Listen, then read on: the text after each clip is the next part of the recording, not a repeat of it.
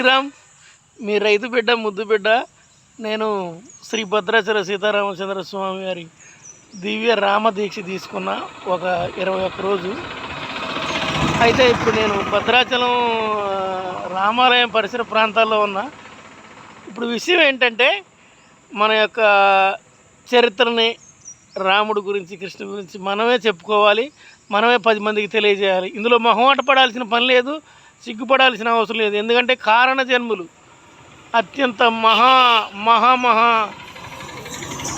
పురుషోత్తములు, మర్యాద పురుషోత్తం రాముడు అన్నారు కదా.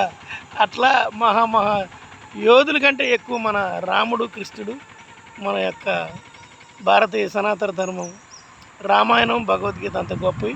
ఈరోజు రాముడు పాదాల దగ్గర ఉన్నా నేను.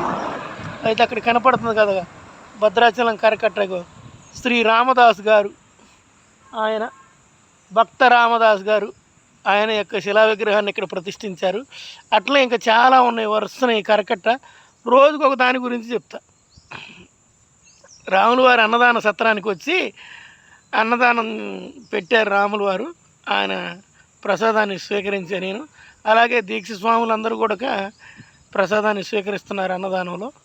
చాలా అద్భుతంగా ఉంది రాముడి యొక్క ప్రసాదం. కాబట్టి మీరందరూ కూడా భద్రాచలం రండి, రాముడు దర్శనం చేయండి, అన్నదానం తినండి. అన్నదానంలో అన్నదానం మీ వంతుగా సహాయ సహకారాలు రాముడికి అందించండి. అలాగే అన్నదానం కూడా మీరు కూడా తినండి.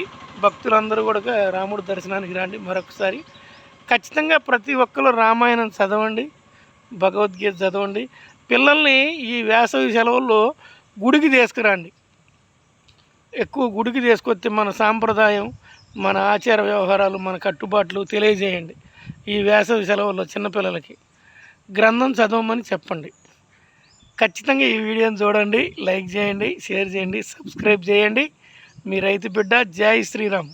సదా రాముడి సేవలు.